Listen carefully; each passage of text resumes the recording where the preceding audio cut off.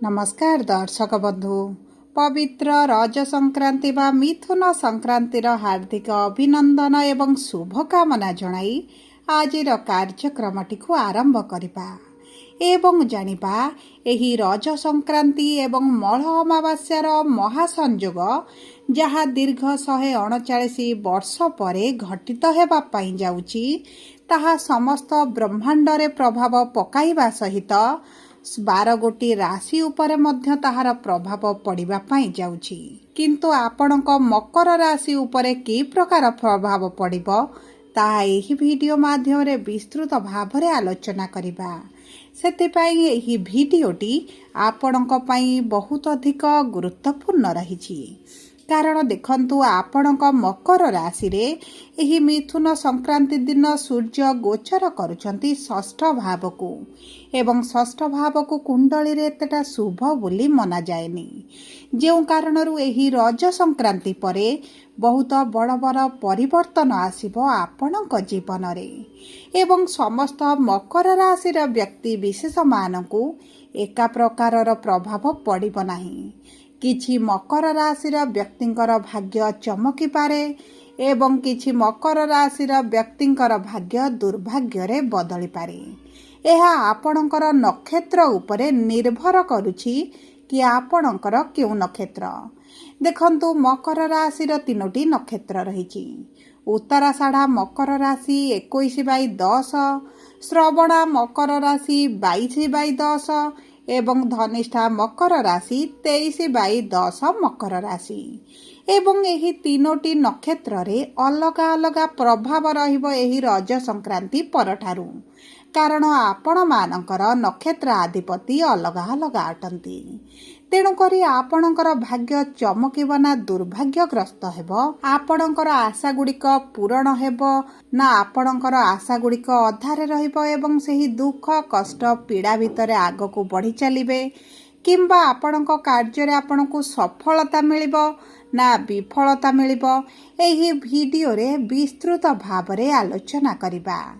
सेतिपाई आपण आम सह वीडियोर शेष पर्यंत जोड़ी होई रुहंतु काहेकि ना वीडियोर शेष भागरे आपणको किछिटा सहज उपाय बा प्रतिकार जणाइबी जहाँ आपणकर अशुभत्व को दूर करी शुभाशुभ फल को वृद्धि करिबो किंतु वीडियोटी आरंभ करिबा पूर्वरु जदि आपणकर भी मकर राशि होइथाए एवं आपण भी ईश्वर को आंतरिक भक्ति एवं विश्वास करंती तेबे वीडियोटी को लाइक करंतु कमेंट बॉक्स रे जय जगन्नाथ जय मां लक्ष्मी अवश्य लिखि दियंतु ता सहित आम सह जोगाजोग करिबा पई वीडियोर मध्य भाग रे एक व्हाट्सएप नंबर टिए दिया जाइछि जो नंबर साहाय्य आपण आम सह जोगाजोग करी निजर नूतन कुंडली प्रस्तुत करि परिबे कुंडली विश्लेषण कराई परिबे किंबा आपणकर चाकरी विवाह व्यवसाय प्रेम संपर्क शिक्षा स्वास्थ्य संतान को नहीं किछि समस्या रहिछि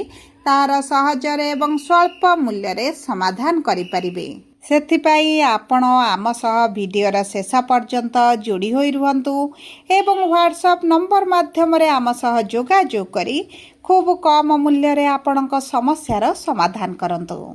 एबे आसंतु कार्यक्रमटी को आग को बढ़ाइबा एवं जानिबा एही रज संक्रांति और मल अमावास्यार गोटिए दिन रे महासंयोग करिबा आपणक पई अभिशाप रहिबो ना आशीर्वाद रहिबो। सर्वप्रथम जानिबा उत्तराषाढ़ा मकर राशि 21/10 मकर राशि व्यक्ति विशेष मानकर नक्षत्राधिपति हेउछंती सूर्य एवं सूर्य विराजमान करिछंती आपणकर षष्ठ भाव रे। देखंतु कुंडलीर षष्ठ अष्टम एवं द्वादश भाव को एतटा शुभ बोली मना जाएनी जदि भी आपणक कुंडली रे देखिबे एही 3टी भाव रे किछिटा शुभ ग्रह अछंती तेबे मध्य थेमानक ठारू आपणकु एतटा शुभ फल प्राप्ति हेबो नाही। देखंतु सूर्य चंद्रमा ठारू षष्ठ भाव रे विराजमान करिबारु आपणकर जदि पुराणा किछि शत्रु रहिचंती जे आपणक कर्म क्षेत्र रे हेउ आपणक चतुर्बास रे हेउ आपणक परिवार मध्य रे हेउ किछिटा समस्या सृष्टि करूचंती आपणक कार्य रे बाधा करूचंती मानसिक अशांति देउचंती मानसिक दुश्चिंता आणुचंती तेबे सेही क्षेत्र गुडी करे आपण परिवर्तन देखिबे एवं ता सहित बुध जेहेतु षष्ठ भाव अछंती किछिटा दांत गला तंटी कांधरे किछिटा जंत्रणा अनुभव करिपारंती से दिग प्रति आपण दृष्टि देबे। ताहा सहित जदि आपण किछिटा लोन चाहुथिले किछिटा आपणकर लोन पय अप्लाई करिसंती दीर्घ दिन हला आपणकर लोन होई पारुनी किंबा आपणकर किछिटा इन्वेस्टर खोजुचंती किंबा आपण किछिटा फंड चाहुचंती किंतु आपनको मिली पारु नाही तबे सही सब क्षेत्र रे भाग्य आपणकर साथ देबो। ताहा सहित आपणकर दशमाधिपति शुक्र जेहेतु सप्तम भाव रे केंद्रस्थ होइचंती आपणको कर्म क्षेत्र रे आपनको सफलता देबे।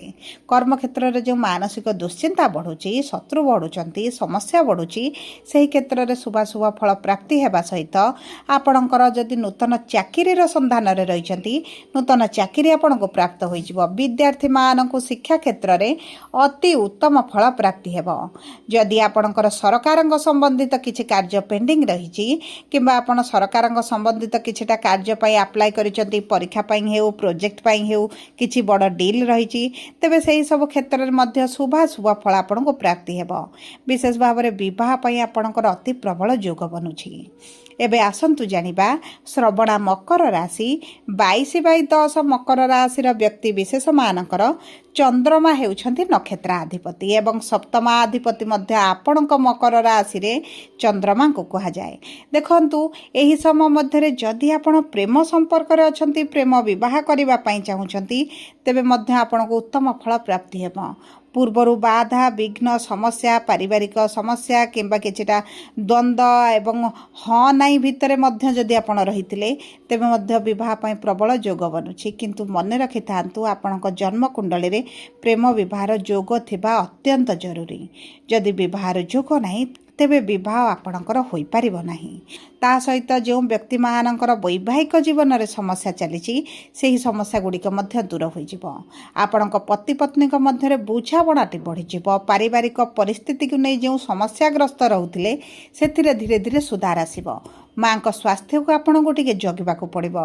माँ को स्वास्थ्य रे बीपी डायबिटीज कोलेस्ट्रॉल ए सब बढ़िबार मध्य संभावनाटी देखा जाउची सेति प्रति आपन को टिके सावधान रहिबाकू पड़िबो।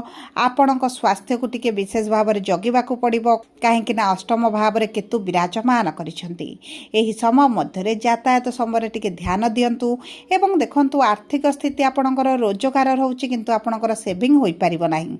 आपनकर कोनोसी ना कोनोसी माध्यम रे अर्थ खर्चटी बढ़ी जाउची किंतु द्वादश भावर स्वामी खर्चर भावर स्वामी जेहेतु आपन सप्तम भाव अच्छी आपण गृह में किसी शुभ कार्य मांगलिक कार्य हम जो मध्यम अर्थ खर्च एवं से अर्थ खर्च आपन को संतुष्टि प्रदान कर सहित आपणकर एकादश भावर अधिपति होउछन्ति मंगल जी आपणकर चतुर्थ भाव अच्छा जो कारण आपण प्रमोशन रे आपण विलंब देखिबे आपणकर सैलरी इंक्रीमेंट आपण मन पसंद अनुजाई होई परिबो नाही एवं आपण कर्म क्षेत्र में आपण वाणी को आपण टिके ध्यान देवाक पड़ो। विशेष भाव में आपन को 21 जून पर्यंत यह सब क्षेत्र में टिके विलंब आपड़ देखिपारती। 21 जून रे मंगल आपण पंचम भाव को गोचर करने क्षणी आपण कर्म क्षेत्र में शुभ फल प्राप्ति हो एवं विद्यार्थी मान जदि किसी प्रतियोगितार 21 तारीख पर भाग ने तेज से भाग्य साथ देवा आरंभ कर।